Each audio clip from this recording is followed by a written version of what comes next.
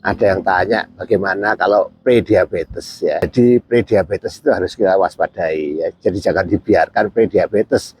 Nanti lama-lama bisa diabetes itu ya.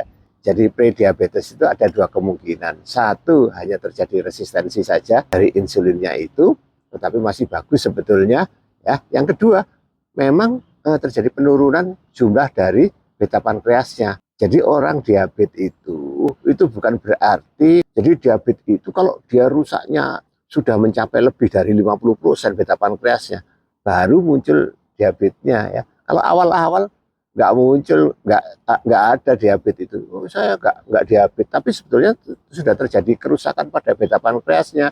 Nah ini jangan sampai seperti itu.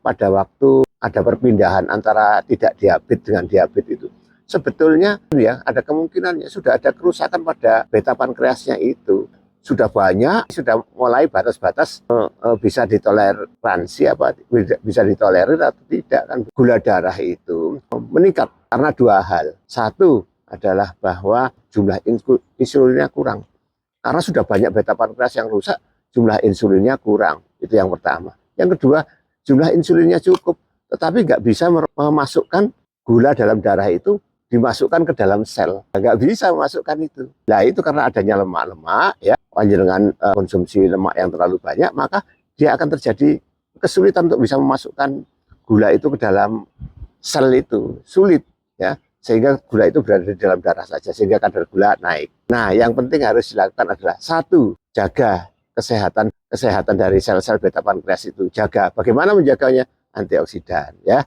Kedua, panjenengan harus cukup olahraga ya untuk menghilangkan resistensi dari insulin itu ya. Lemaknya turun, kemudian insulinnya aktif lagi ya, dia mampu memasukkan gula yang dalam darah itu ke dalam sel ya.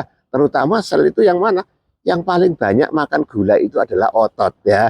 Maka panjenengan itu kalau olahraga usahakan bisa membentuk otot ya. Olahraga yang bagaimana Prof yang bisa membentuk otot? Menghasilkan otot itu kalau ada bebannya, pakai beban ya, bebannya berat itu akan membentuk otot. Kemudian yang kedua, kalau jalan itu ya jangan jalan santai, jalan gembira, jangan begitu ya. Tapi jalan itu yang cepat ya. Nah, itu nanti akan membentuk otot. Nah, otot ini akan makan gula lebih banyak daripada yang lainnya, daripada sel-sel biasa. Mudah-mudahan tidak berlanjut menjadi diabetes ya, tetapi cukup menjadi prediabetes aja, sehingga panjenengan tetap sehat ya, tidak menderita komplikasi dari diabetes itu. Karena komplikasi diabetes lebih berbahaya lagi. Assalamualaikum warahmatullahi wabarakatuh.